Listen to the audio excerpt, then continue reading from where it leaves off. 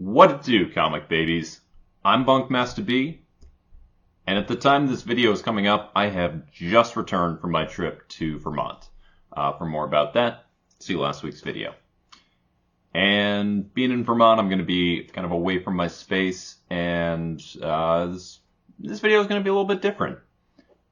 This video, we're going to be covering the books that I took with me on my Vermont trip. We're going to see what I read, we're going to see what I think about it, and we're going to do it all on the road. So, take it away, Vermont Ben. Alright, so I'm coming to you from day one of undisclosed New England location, aka a small lake in Maine.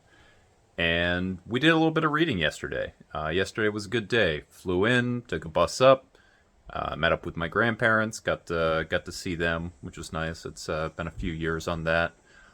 Got to watch the Red Sox with my dad, which is, something I pretty much only ever do when I'm back here with him. They lost.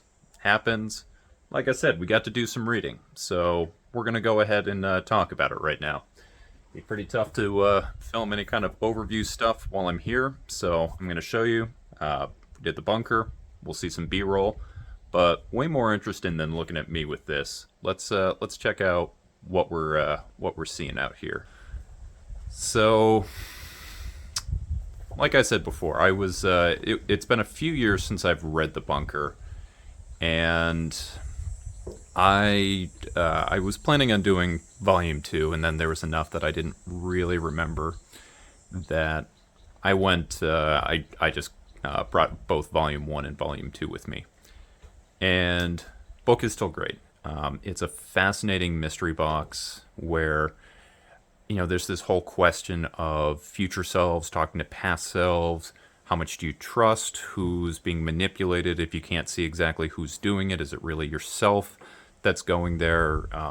Really cool things going there, dealing with kind of ecological problems and sort of how different characters are trying to, trying to fix different things and who's working on what.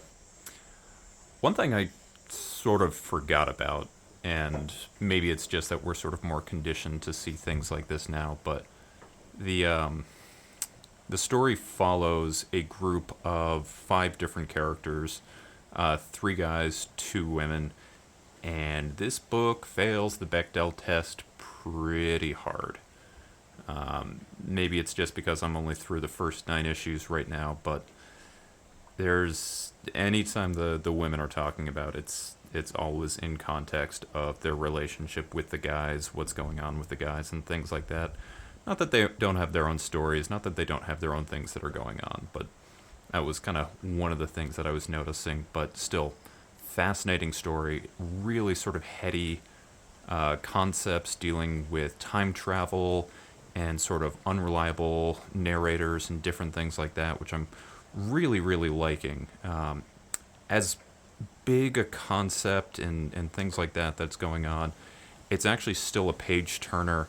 Really enjoying this one, and Joe Infinari's art and the coloring, and he's lettering it too. So I mean, just really everything when it says that he's doing the art is incredible. So really like that. I will definitely be going back and finishing volumes 3 and 4, and I can't wait to see what happens with that. So, got through those 2. That was on the plane and the bus ride up that I read those.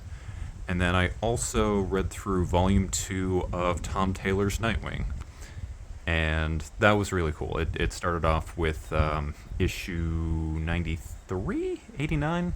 It'll flash up on screen right now. The one that I showcased when I was leaving, that was the one continuous image.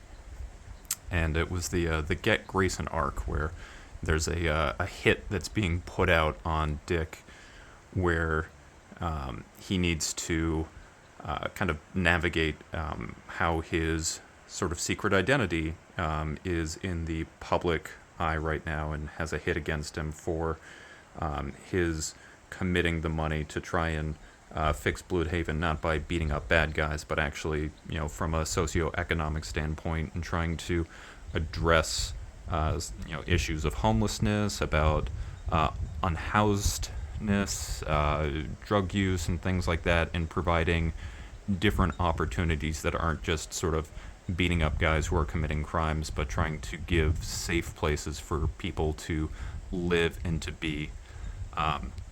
So volume 2 on that is really all just kind of one continuous hit and things, kind of how he's trying to manage his continuing project through the Alfred Pennyworth Foundation, and also trying to not be killed. So that one, it was a quick read.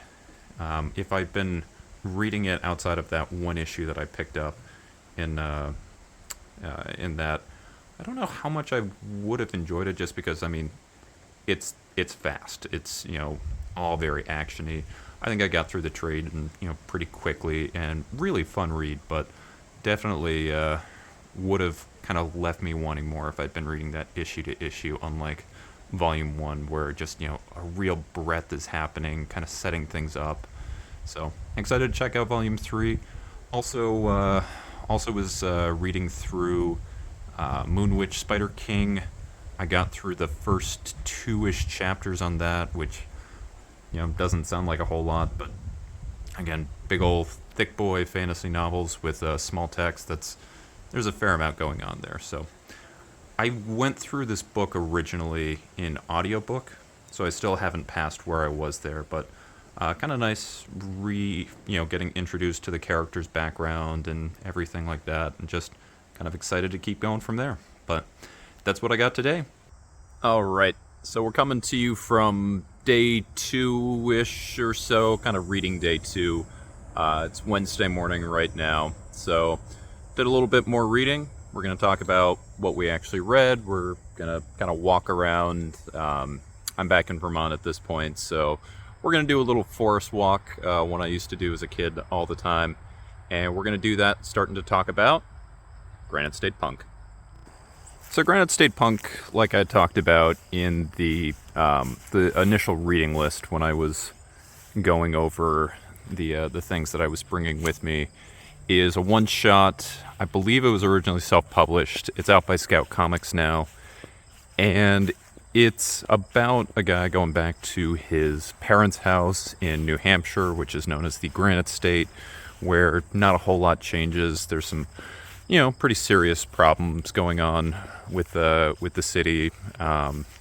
It's pretty low socioeconomically. There's some pretty rampant drug use that's going through there that's unchecked. And guy comes in and he kind of talks about how life is very much the same. It's kind of just one day in, one day out, that kind of thing. And then it kind of takes a pretty big turn. And the book itself, I think, kind of suffers from being a one-shot.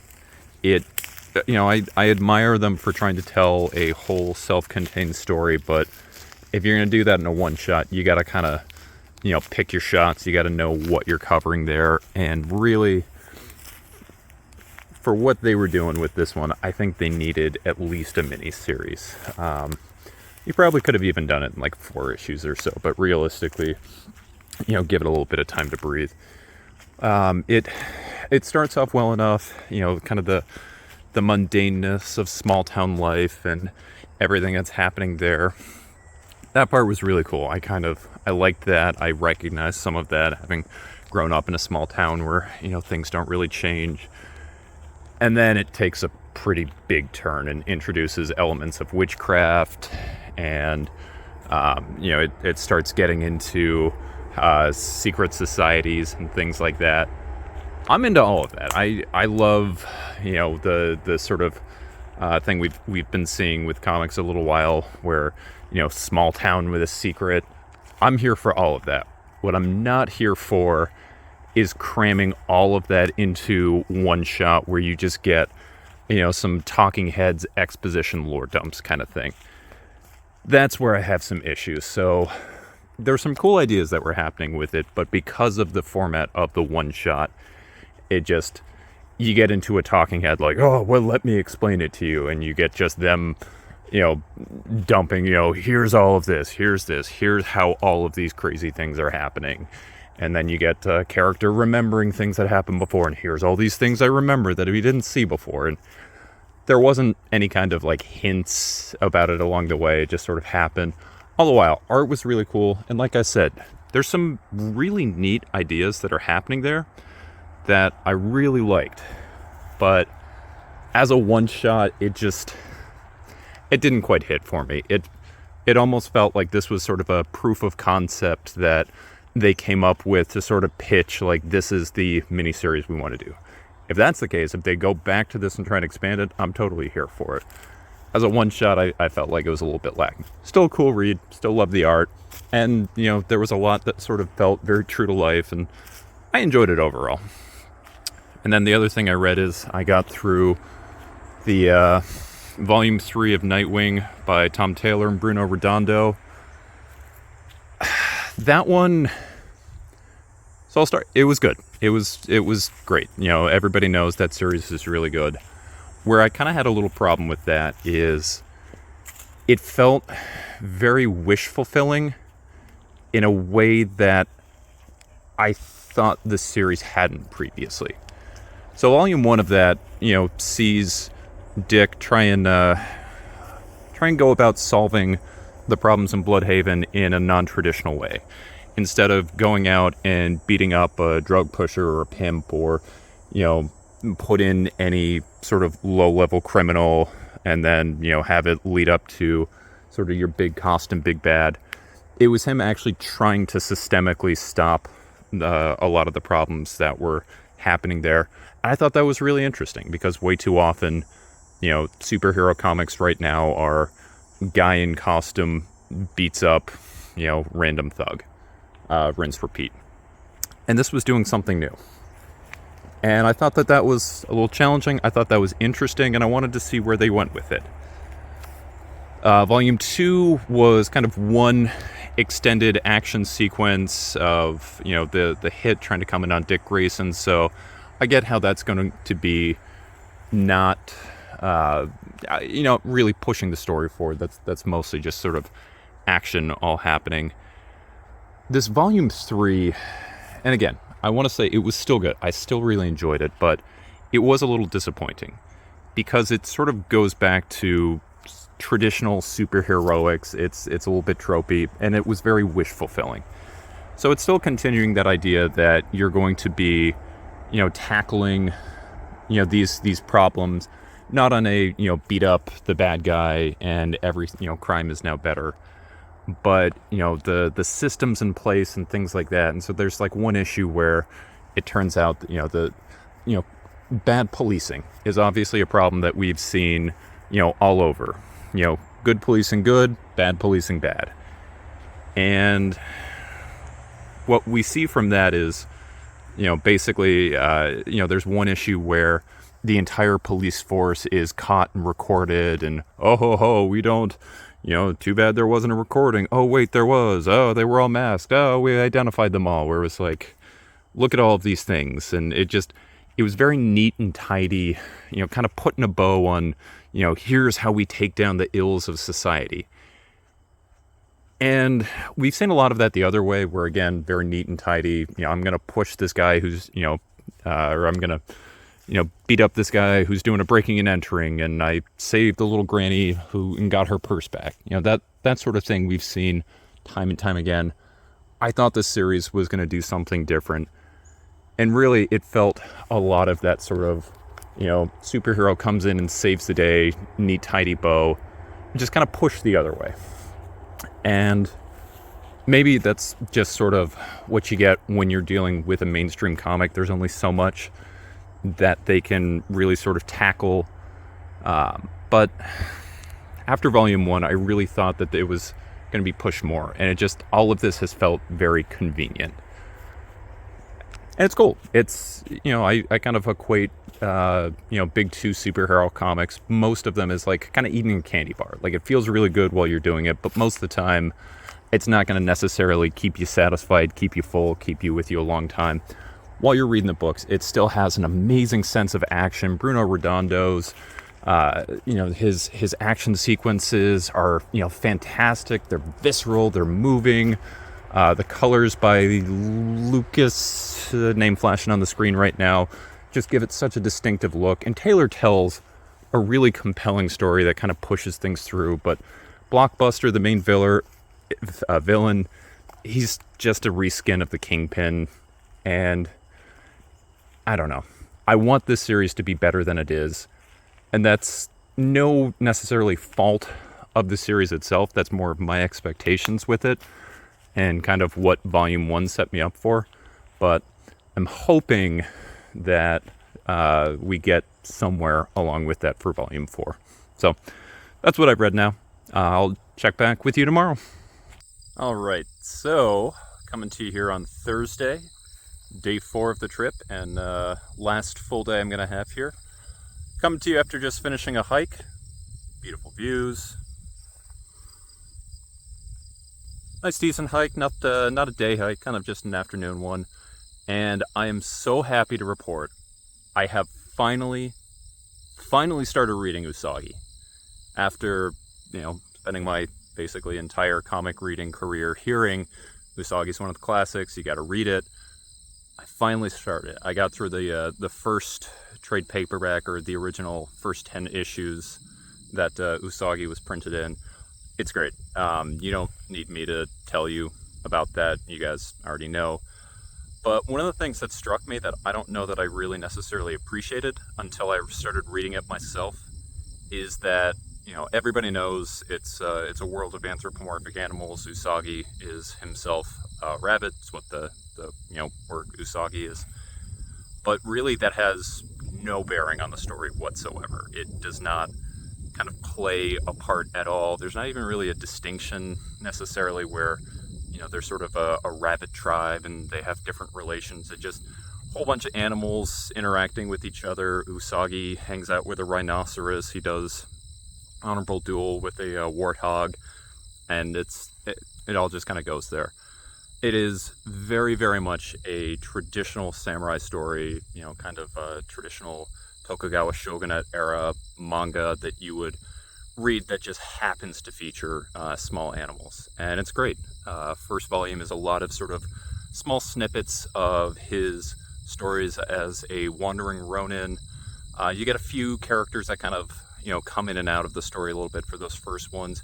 I just started volume 2, which begins with a longer story of his background. You kind of get a little bit of that. You hear, about how he was trained by Cast Out, and he was trained as the one solo student of an old swords master, and then you actually get to see this a little bit. So it's great. You don't need me to tell you Usagi's great. If you're watching this, you already know. So excited to read a little bit more. Today is my last full day here, and then tomorrow I'll have an entire bus ride and plane ride to do some more reading. So excited to keep going with it. Check you guys later. All right, so last day. In just a few hours, I'm going to grab a bus that'll head out to the airport, where presumably I'll get a whole bunch of reading done. Nothing much more to add as far as the reading. Read some more Usagi, read some more Moon Witch, Spider King. Usagi's still great. It's still doing standalone samurai tales that kind of work in a larger context. And Moon Witch, Spider King, I still haven't got any further than when I read through the first part through the audiobook. Pretty gray day. You can see had a whole bunch of rain yesterday, so first not super nice day of the trip, but that's it. Later. That's it. That is what I read on my vacation. So to finish up on anything that might be a little bit unclear, mostly in the case of Usagi, because I just kind of mentioned, I read Usagi and, some things happen. I was checking it out. I read Usagi digitally because I didn't want to take a big hardcover with me on the plane. I know some people are into that, but I'm a little bit more protective on that. I read the equivalent of the first hardcover. So the Fantagraphics material is covered in 2 hardcovers. So I read to the end of the Dragon Bellows, which is covered in the first hardcover here, which is probably the first kind of big sustained storyline that happens with Usagi in volume 2, or the beginning of this particular. When I say volume 2, I mean the stuff that's in the first trade paperback. That's a sustained story about Usagi's background and training as a samurai.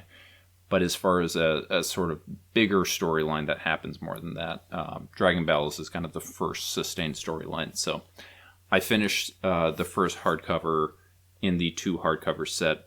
Really excited to continue reading here. Really enjoyed it. And I am so happy to finally cross Usagi Yojimbo off of my comic hardcover shame. As far as the other one that was sort of unnamed about how far I got into it, I read, as far as the prose novel, as much as anybody cares about that one, Moonwitch Spider King. I got through the first 3+ chapters of that one. So I haven't surpassed where I read originally in audiobook, and I say read, but I got through there. So I'm at page 50 or so, 50, 60, somewhere thereabouts. But I'm still going over the stuff that I read originally as an audiobook, and still really enjoying it. It's a great book. I'm really kind of enjoying going back over the things that I remember hearing, but now actually reading.